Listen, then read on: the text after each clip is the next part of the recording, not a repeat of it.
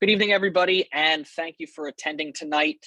My name is Brian Bruto. I am the Chief Academic Officer here at Avon Grove Charter School. And tonight's presentation is going to cover graduation requirements and a couple different areas of graduation requirements, particularly Keystone graduation requirements for some of our high school students, as well as some supplemental graduation requirements that are also laid upon the school from the Department of Education, and how that can directly impact your child. So you'll see right now that your chat is on, but you'll be unable currently to unmute your microphone.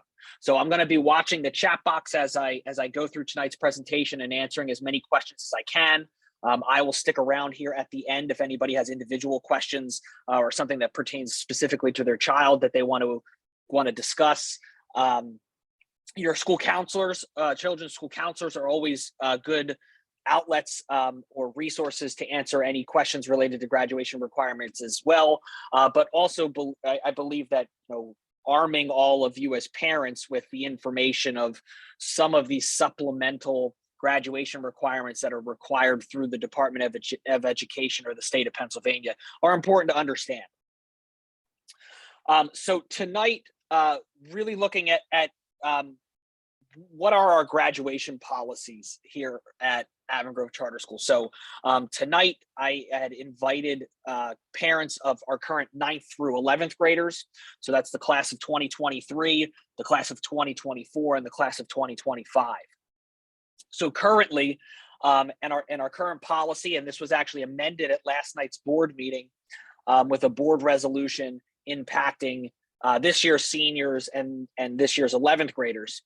So for the class of 2023, so that's if your child is in 11th grade, there's two main components to their graduation requirements. One is obtaining the necessary credits by passing classes that Avon Grove Charter School requires. And we're going to go over that at our program of studies night coming up in February. Avon Grove Charter School requires 23 credits in different content areas in order to graduate, and students have to obtain those specific amount of credits. The other requirement, and it's a supplemental requirement through the state, is proficiency on the state's Keystone exams or meeting an alternate pathway option. And we're going to talk about those pathway options tonight. For the class of 2024, and then beyond that, so that's 10th grade and below, it's obtaining the necessary credits that I just discussed, the Keystone exam pathways that I'm going to discuss again tonight, as well as a culminating portfolio. So this is sort of like the graduation project that many of us who might have went through high school in Pennsylvania had to do a while back. So and I'm going to talk about the components of that and what that looks like for our current 10th graders and younger. So one question that I do get asked sometimes, especially of 8th and 9th grade parents, are when do students take Keystone exams? So there's 3 Keystone exams. There's a Keystone exam in algebra, biology, and literature. And all students are required to take this. Students take the algebra Keystone exam at the end of CAP Algebra 1, our Algebra 1 class, our Concepts of Algebra B class, if we offer that in a given year. And then if you are in 11th grade and you have not been in any of those classes, you have to take the Algebra Keystone exam at the end of your 11th grade year. So there are some special circumstances where we may have a student who is out of sequence or has not taken algebra by the time they are through 11th grade. And if that is the case, they would have to sit and take the exam, even potentially without having the class. That's just a participation requirement that the state has. For biology, they take it at the end of our biology class, which typically happens at the end of 9th grade. If a student, again, does not have biology by their 11th grade year, they have to take it at the end of 11th grade. And then the literature Keystone exam is taken at the end of world literature or 10th grade English. And if again, a student may be coming in late, might be a new enrolled 10th grader or 11th grader, if they haven't taken the Keystone exam, they take it at the end of their 11th grade year. These student scores then are banked. Basically, they're saved until a student is in 11th grade. And if students are proficient prior to 11th grade, then they don't need to sort of retake the exam every year or retake it again in 11th grade. So the goal is take it, be proficient. And if students are not proficient, what are the alternative pathways that we are able to begin to put students through so that they're able to meet the statewide graduation requirements? So the Pennsylvania legislature passed the Keystone requirements as the Keystone exams as a state graduation requirement many years ago. And if any of you have older children, we've gone through many iterations of the legislature kicking the can down the road and halting this as a graduation requirement and stalling it and postponing it.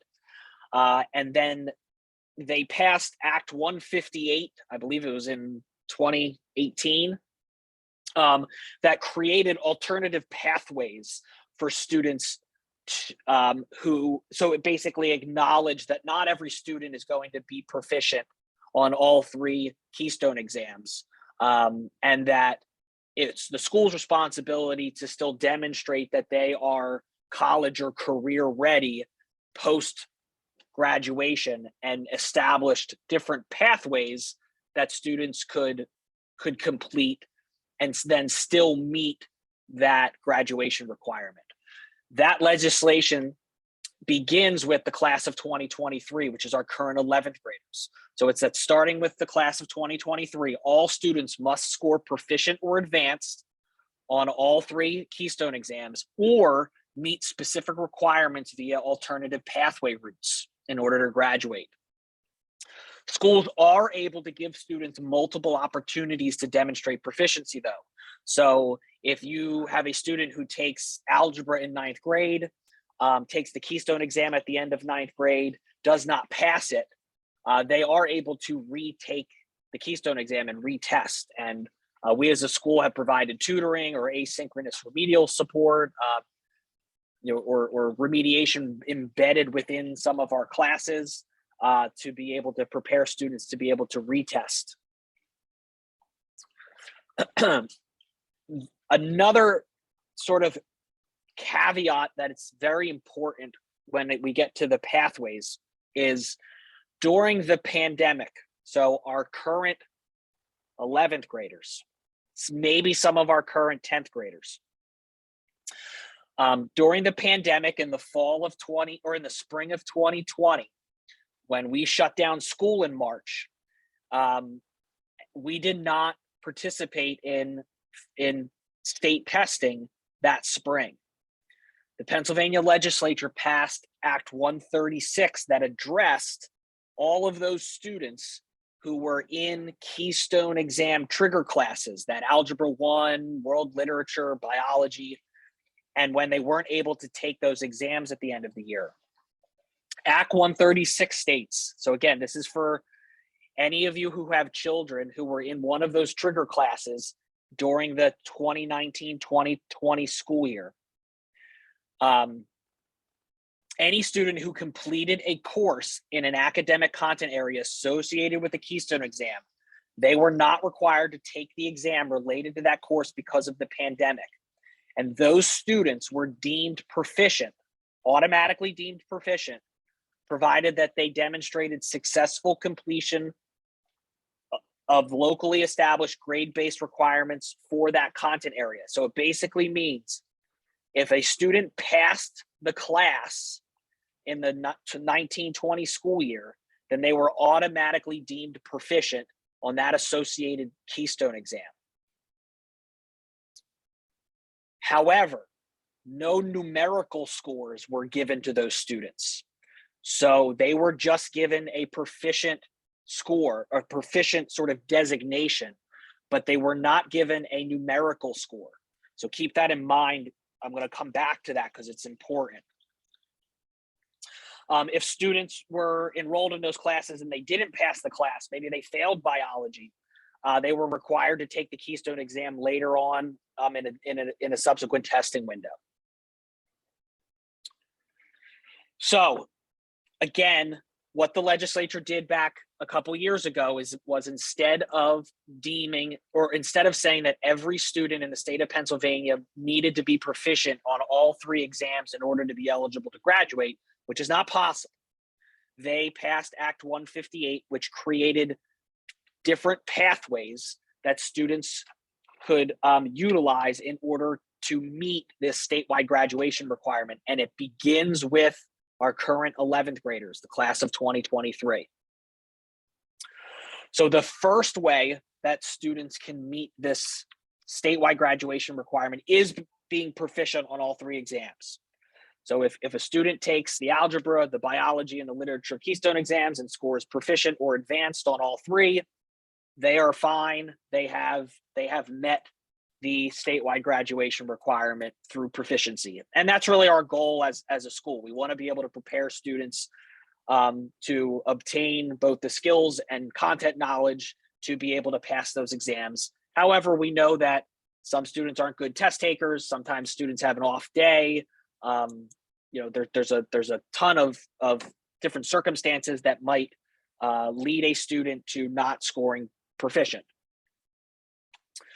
And then what the state did is they built 4 additional pathways. So pathway 1 is if a student does not score proficient on all 3. So this is kind of like a hierarchy of different pathways. So if a student's not proficient on all 3 exams, they may be eligible for pathway 1, which is a composite score pathway. So what this means is that if a student has at least 1 proficient exam score and no below basic exam scores, we can add up all 3 of their numerical Keystone exam scores. And when we add those all up, they have a composite score of 4452, then they have met the statewide graduation requirement utilizing this pathway. If a student has a below basic score, they're not eligible for this pathway. What's important here is what I said for that other Act 136 piece of information of students who were in trigger classes during the 1920 school year. Those students were deemed proficient in those Keystone exam courses, but were not given a numerical score. So there could be situations with our current 11th and 10th and 11th graders that during that 1920 school year, they might have been in biology or they might have been in algebra 1 and they passed algebra, but they got a proficient score. But when they later took their other 2 Keystone exams, were not proficient. Maybe they got 2 basics, right? So now they have a proficient from that pandemic year, but no numerical score, and 2 basics on maybe literature and biology. That student has 1 proficient and 2 basic scores. However, they don't have a numerical score for that exam that occurred or did not occur, but they were deemed proficient in the 1920 school year. So they would not be eligible for that pathway. Pathway 2 is an alternative assessment pathway. So what pathway 2 looks at is different types of exams and assessments that high school students take.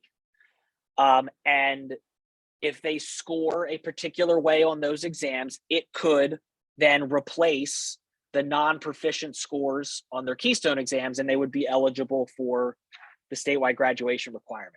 So they would have to, so if a student did not score proficient on all exams, if they did not meet the composite score average, they would move on to being eligible for pathway 2.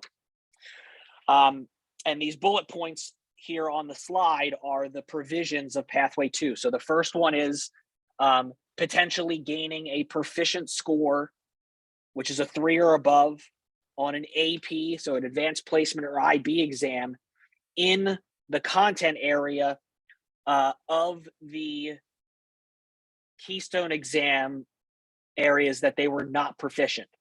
So an easy example would be in 9th grade, a student takes biology, they pass the biology class, but they don't score proficient on the biology Keystone exam for whatever reason.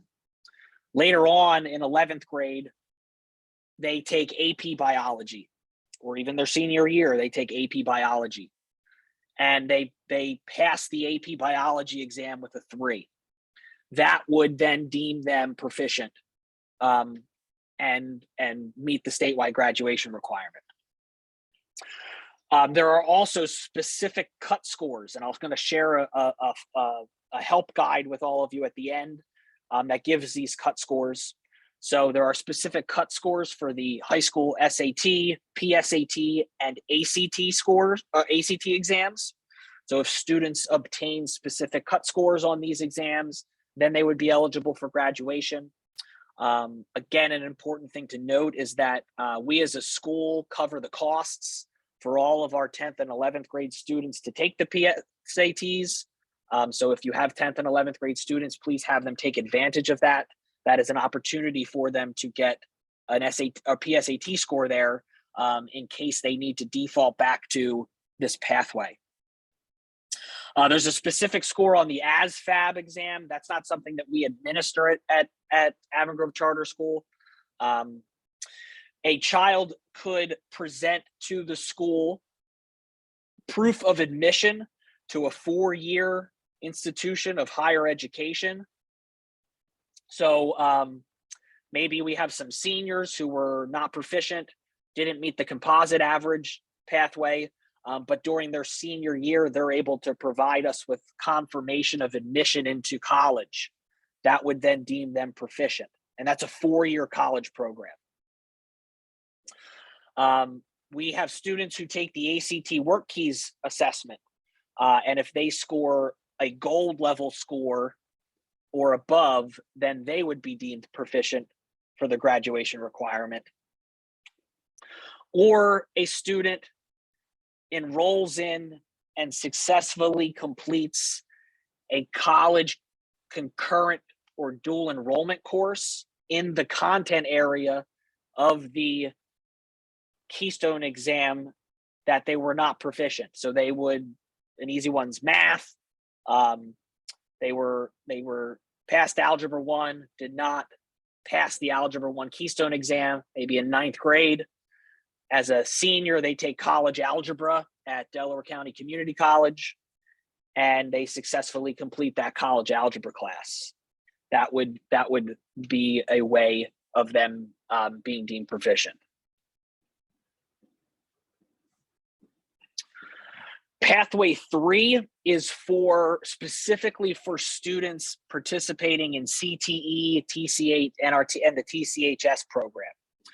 So if a student was not proficient on all 3 Keystone exams, did not meet the composite score average, but was in a CTE program, if that student successfully completes the locally established grade-based requirements for the school, so that basically means they have to pass the classes, and they attain an industry-based competency certification or demonstrate the high likelihood of success on an approved industry-based assessment, which is the student's NOPTI or NIMS exams, then they would be deemed proficient and be eligible for graduation through the state graduation requirement.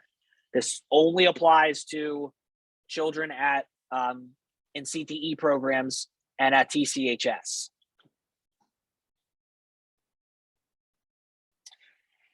The final pathway is an evidence-based pathway, and this can get a little confusing. So if a child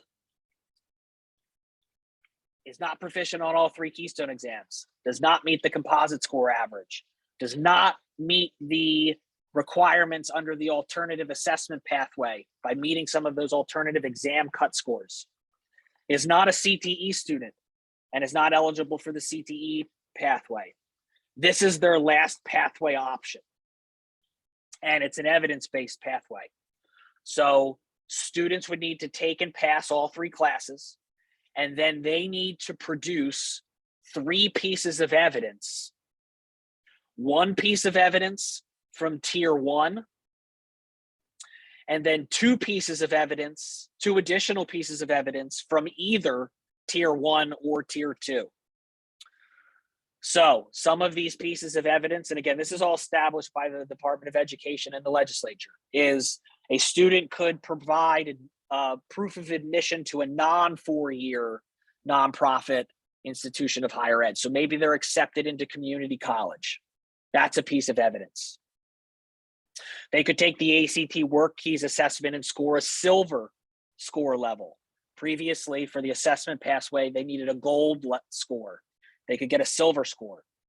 They could take any AP exam and get a 3. That doesn't have to be in the content area of the non-proficient Keystone exam score.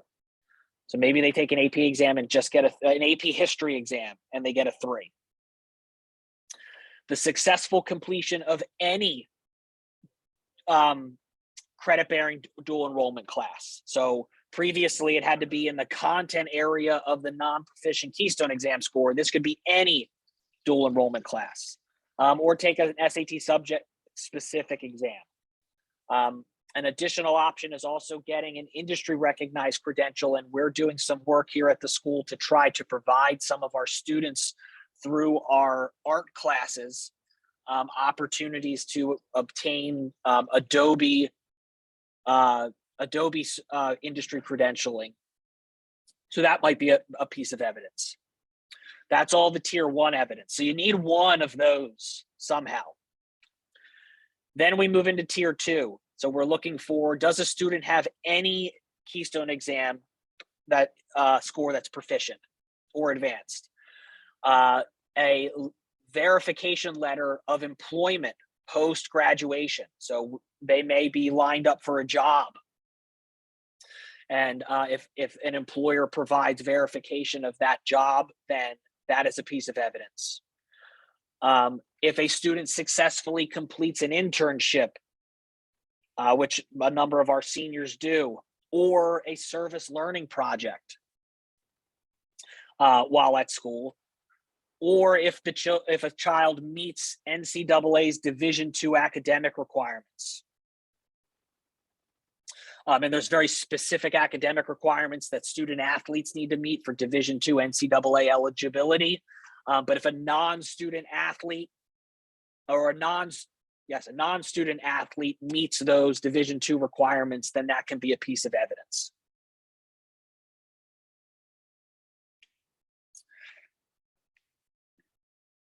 So, Michelle, I'm going to come back to that. It's a good question. So that's a lot to digest, and it's a lot of like Michelle just said in the chat, like, where is my kid in all of this? Because, you know, parents, you guys have a lot to do, and that's a lot to navigate to try to figure out where kids are. A lot of your students might know where they are with that. It is something that we've talked about with them. I know that their teachers have talked to them about them. It's something that gets brought up with their counselors in their grade level meetings. But you know, that is a lot to digest. On this slide here is an example of the Future Ready Index, which is how we as a school are evaluated by the state of Pennsylvania. There's a number of metrics on here, but some things that I want you to pay attention to is we are evaluated on how many of our students meet a career standards benchmark, which I'm going to talk about in a second. as well as what percent of our seniors receive an industry-based learning experience or a work-based learning experience. So those are two measures that we're evaluated on. So in 2018, the state of Pennsylvania moved from the school performance profile to the Future Ready Index for schools evaluations, or our kind of like our report cards. With that move, they implemented new requirements for students and for schools, which was a college and career readiness requirement. And this requirement states that by the end of 5th grade, a student, and this is in the grade level band of grades 3 through 5, by the end of grade 5, a student has to produce 6 or more pieces of evidence relating back to the state's career education and work standards. Then by the end of 8th grade, that same student has to produce an additional 6 pieces of evidence, one of which is an individualized career plan. And then by the end of 11th grade, that same student has to produce an additional 8 pieces of evidence, 2 of which must demonstrate the implementation of the student's individualized career plan, which was made back in 8th grade and or revised at any time during high school. So again, this is a state requirement. And during Keystone exam windows, state auditors come into schools and will spot check audit students' academic files on whether or not they are on track and and have these pieces of evidence completed and archived. So that's another requirement of our students, and it's currently applicable to this year's 11th graders and younger. The school also is, like I said on that previous slide, evaluated on the number of students who receive industry standards-based competency assessment scores. That's specifically from TCHS. The percent of seniors who receive industry-based credentials, whether at TCHS or at AGCS. And again, that's what I mentioned earlier, where we're trying to do some work where we provide students those opportunities in the future. As well as the percent of seniors who graduate having completed a specific work-based learning experience while in high school. And the Department of Education very narrowly defines what work-based learning experiences are. In general, it is job shadowing experiences, internships or career mentoring, community-based work programs for students within special education or students receiving special education, and service learning projects. So what we had done over the previous couple years was try to answer this question as a school administration, was how do we sort of integrate our local graduation expectations, the Keystone exam requirements and alternative pathway requirements that the state has, the college and career artifact requirement that the state has for students, the Future Ready Index components that the school is evaluated on, into sort of a manageable experience for both students, because that's a lot for me just to explain. It's a lot for, I think, you parents to wrap your heads around. It's even more for students sometimes to wrap their heads around. How do we kind of make this so that it happens somewhat naturally in a single learning experience? So what we did is we devised a program and brought back a graduation project requirement in the form of a portfolio, where as students are progressing through high school, so this starts in 9th grade and goes all the way through their senior year, they're doing work and collecting artifacts and collecting pieces of evidence so that once they get through to their senior year, we have already, through the natural progression of this graduation portfolio requirement, collected things like SAT. They participated in the PSAT and got a cut score. We're looking for letters of employment. We are completing work-based learning experiences. So that's really the goal and the underlying foundation of the portfolio requirement that we had, that was originally slated to start with this year's 11th graders. Because of the pandemic, and our 11th graders not really, being in hybrid learning and in and out of school all last year, them not necessarily finishing out their 9th grade year and still having difficulty this year with internship opportunities and job shadowing and things of that nature. Last night, the school board waived the portfolio requirement for this year's 11th graders.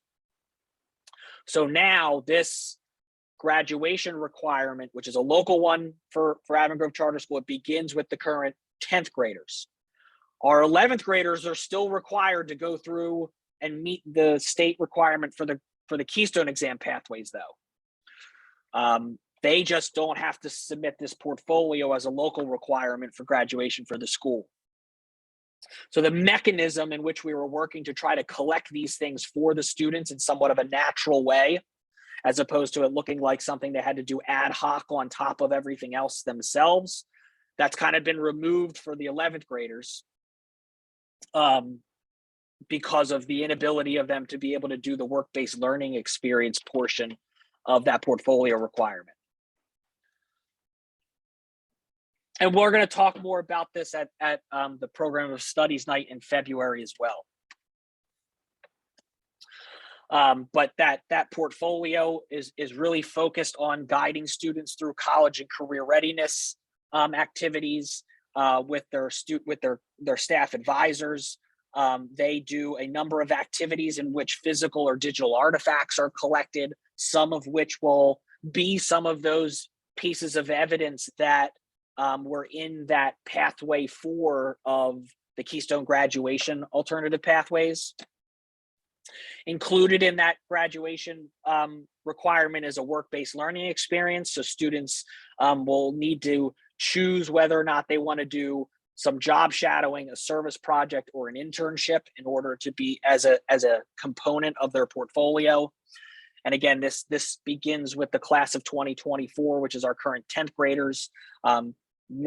They still have plenty of time to work through this. They really don't get started until their 10th or 11th grade year on that work-based learning experience. And all of our students in the high school participate in their college and career readiness lessons and work with their advisors. So this is already happening. So that's a lot to digest. There was one question: if a student is four-year college bound, why are they taking Keystones? So the Keystone exams are a component of, it was originally No Child Left Behind, and then ESSA, which are federal testing requirements that the federal government gives the states. So the states then have to create assessments which evaluate whether or not students are proficient in particular areas leaving high school. So the state of Pennsylvania established exams in the 3 areas of biology, algebra, and literature. And from a federal accountability standpoint, every student is required to complete those. Whether they have a college acceptance letter or not, typically students would complete all of their Keystone exams well before they are applying to and being accepted to college, though. However, if they're not proficient and they are admitted into a 4-year IHE or nonprofit college, that's one of those pieces of evidence in pathway 2 that they could utilize to be eligible for graduation.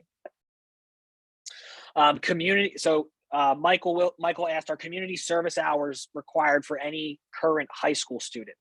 So prior to last night's board resolutions, community service hours were only required for the current seniors. The new and then starting with the 11th graders, the community service requirement was removed, and this portfolio requirement was put in place of that. That portfolio has a component of it where students needed to complete a work-based learning experience. So instead of ad hoc community service hours, they had to choose whether or not they were going to do job shadowing experiences, a focused service project, or an internship. Community service hours are no longer required for this year's seniors in order to be eligible for graduation. The portfolio is no longer required. The portfolio, including the work-based learning experience, is no longer required for this year's 11th graders in order to be eligible for graduation next year in 2023. And 11th graders do not need to submit community service hours. The portfolio currently, as a local graduation requirement, begins with this year's 10th graders. I did get a question today about, well, is this going to be re-looked at for the 10th graders? They as well are sort of living through these uncertain pandemic times. I don't know that that's something that could be brought up at next year at a subsequent board meeting. Last night, those two resolutions really focused on our 11th and 12th graders as they're sort of nearing that point of graduation, and the difficulty that many of them were having in fulfilling some of those supplemental requirements. So what I'm going to do is that was, again, a lot of information. This presentation will be posted to the website so that you will have it, as well as some supplemental documents to help guide through understanding these different pathways. What I'm going to do is I'm going to stop the recording and stop screen sharing and allow you to, you can raise your hand as well as unmute yourself if you want to ask any questions about what was discussed, clarification on anything. The rest of the time is yours to ask questions for clarification. So let me stop sharing and stop recording, and I will give you those privileges.